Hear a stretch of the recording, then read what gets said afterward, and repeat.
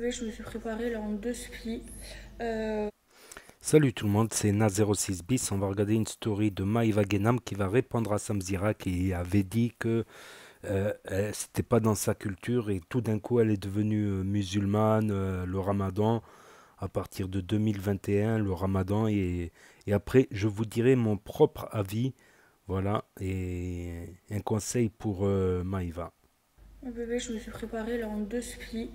Ma frange, je pense que je vais l'attacher parce que comme je l'ai coupée, j'arrive pas à la coiffer. Je vais aller me poser avec ma cousine et ma copine. Voilà. Bref, mes bébés, par rapport à ce qu'il a dit Samira et lui, je vous le dis clairement, je peux plus me le voir. Je vous jure, j'arrive pas. Il ouvre toujours sa bouche pour dire de la merde. Alors, je vous explique. Moi, je me suis jamais cachée. Genre moi, j'ai pas grandi. Ma mère, elle m'a pas élevée dans la religion.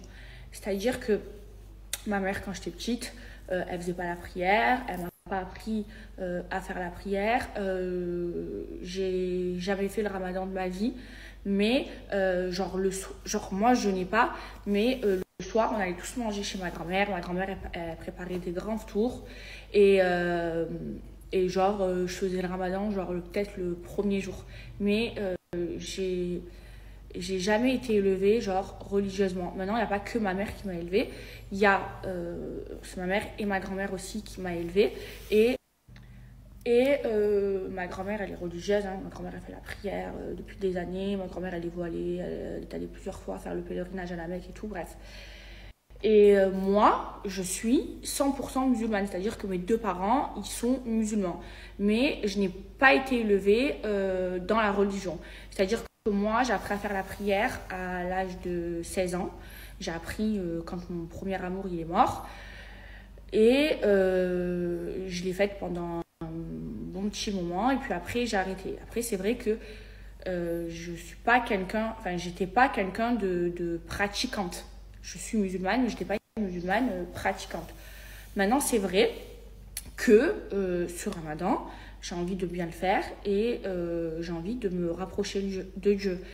Mais j'ai jamais dit que j'étais une bonne musulmane, que, que j'étais un exemple, loin de là. J'essaye. Et moi, on m'a toujours dit que le ramadan, c'était un moyen de se rapprocher de Dieu. Et franchement, moi, ça me fait trop du bien parce que je vous l'avais déjà dit, hein, l'année dernière, j'ai passé un des pires ramadans de ma vie. Rien n'allait dans ma vie, j'étais malheureuse, j'étais triste, j'avais que des malheurs. Et là, cette année, je vous jure, j'ai l'impression, j'ai la baraka, il y a tout qui va bien. Dans ma vie, tout se passe bien, grâce à Dieu, hamdoulah.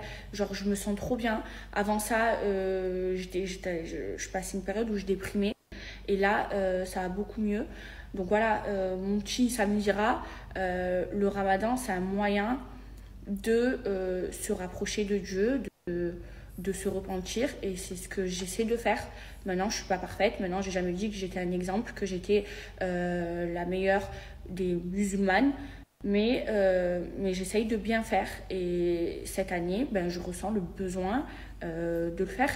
Je comprends pas. En fait, il y a une date pour il y a une date pour se rapprocher de Dieu. Enfin, la vérité, je ne comprends pas. Et en fait, déjà, d'ailleurs, merci mes bébés, je tenais à vous remercier parce que quand je vous ai dit que là, j'avais envie de me repentir et tout ça, je pensais que j'allais me faire démonter sur les réseaux et tout. Et au final, non. Je reçois que des messages, on m'encourage et tout. Et franchement, ça me fait trop plaisir. Et par contre, voilà, il y a des personnes comme, comme Samira qui voit le mal partout, qui dit de la merde. Lui, vraiment, je peux pas, c'est physique, je vous jure, je ne peux pas me le voir. Et vous voyez, il y a des personnes comme Zatis, il a fait une vidéo par rapport à ce que je vous avais dit la dernière fois, au fait que j'avais envie de me rapprocher de Dieu et tout. Et lui, ben, ce qu'il a dit, j'ai trouvé que c'était bien, genre il m'a encouragé à le faire. Donc si je prends la logique de Samira, vu que ma mère, elle m'a pas élevée dans la religion, vu que j'étais pas pratiquante, alors j'ai pas le droit de me repentir. Je comprends pas. Enfin, ça a à voir quoi? Moi, je vous ai jamais caché que j'ai pas grandi Enfin, ma mère, elle m'a pas élevée en pratiquant l'islam, en faisant la prière. Ma grand-mère, oui, celle qui m'a appris, mais ma mère, non. Et si moi, j'ai envie de le faire, si j'ai envie de me repentir, si j'ai envie de prier, si j'ai envie de me rapprocher de Dieu, je j'ai pas le droit parce que j'ai pas été élevée dans ça. Je, la vérité, j'arrive pas à le comprendre. Attendez, il faut que je boive du coca là. Ton combat. Bref, mes bébés, moi en tout cas, je me sens bien, je me sens apaisée. Je vous jure, j'ai l'impression, j'ai la baraka, il y a tout qui se passe bien dans ma vie, je me sens heureuse. Et là, il y a la semaine prochaine, il y a ma mère qui arrive. Et par exemple, voilà, ma mère, elle ne sait pas prier. Et ben, j'ai envie de lui apprendre à prier, à faire le ramadan avec elle. Même si elle ne m'a pas appris parce qu'elle ne savait pas, ben moi, j'ai envie de le faire. Et bref, l'essentiel, c'est de bien se sentir. Et en ce moment, je me sens bien, je me sens heureuse. Il y a tout qui se passe bien dans ma vie, donc je suis trop contente. Et je vous jure, je passe le meilleur ramadan de toute ma vie. Bref, là, je vais aller chercher ma copine. Faut que je trouve une coiffure. Hein. En fait, voilà, regardez. Ma frange. Et ben, comme je l'ai coupée, regardez comment elle est courte. Là. Comme je l'ai coupée, j'arrive pas trop à me coiffer. Vous voyez, là, ça fait pas très beau quand je lâche tout. Arrête. J'aurais pas dû faire ça. Bébé pour mes culottes menstruelles. Donc voilà, c'était la story de Maïva Genam. Et moi, mon conseil, c'est de tout ce qui est islam. Si c'est vrai qu'elle se rapproche de Dieu, mon conseil, c'est de garder ça en privé et pas en public sur les réseaux sociaux. Voilà, pour plusieurs raisons d'ailleurs. D'une part, ben, personne ne va lui tomber dessus pour lui dire si elle utilise l'islam ou pas, pour des intérêts ou pas. Secondo, quand on a ses fesses et de la nudité à jamais gravée sur Internet, c'est pas très sain de parler d'islam en public. Il faut mieux le garder en privé. Voilà, ça sera jamais gravé sur Internet. Voilà. À la limite, une femme qui, voilà, qui n'a pas de nudité sur la toile, tout ça, et qui se met à la religion, ok, je comprends. Mais qui veuille en parler. Mais quand on est dans le cas de Maïva Genam ou El Himner ou d'autres, euh, je conseille de ne pas parler d'islam. Ça peut causer des problèmes. Et plusieurs types de problèmes, dont un aux femmes musulmanes, voilà, parce qu'il y a une vague actuellement de fétichisme, de pervers qui agressent, qui harcèlent des femmes voilées. Voilà, c'est un délire de fétichisme et ils se nourrissent de ça, ils se nourrissent de femmes voilées qui étaient le derrière en l'air pour dire regardez, ça veut rien dire. Regardez, la preuve, ça veut rien dire. Donc il y a eu quelques femmes musulmanes agressées, harcelées, tout ça. Donc et ne participez pas à cette forme de fétichisme. Quand on a affiché son gros derrière sur tous les réseaux, en photo, en vidéo, voire de la nudité, voire pire, abstenez-vous d'en parler. Pratiquez, mais voilà, faites des recettes à la limite, mais ne parlez pas de religion.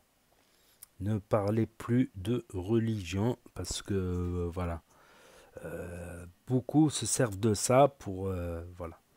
Et ça peut créer des problèmes aussi. Ça peut créer des problèmes aussi.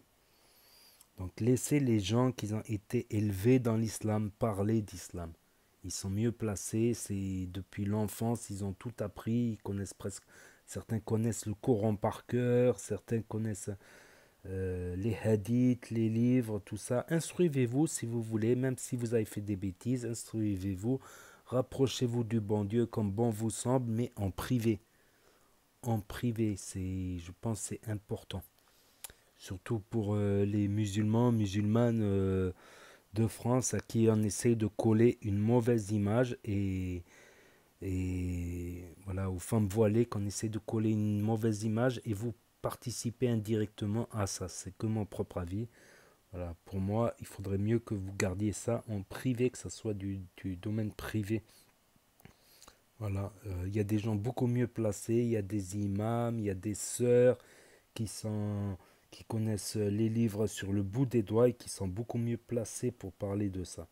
Contentez-vous de faire vos placements sur les dessous, sur les crèmes de beauté, sur en public, quoi. Voir des recettes, si vous voulez, mais pas de religion, s'il vous plaît, pour le bon Dieu. Par pitié, s'il vous plaît, parce que j'ai l'impression que c'est pas bon. Voilà, tout simplement, je dis mon propre avis. N'hésitez pas à me dire ce que vous en pensez dans les commentaires, à mettre un pouce bleu, à vous abonner, à cliquer sur la cloche. Et je vous dis à bientôt pour de nouvelles vidéos. Merci d'avoir regardé. C'était Nas06 bis. Tchuss.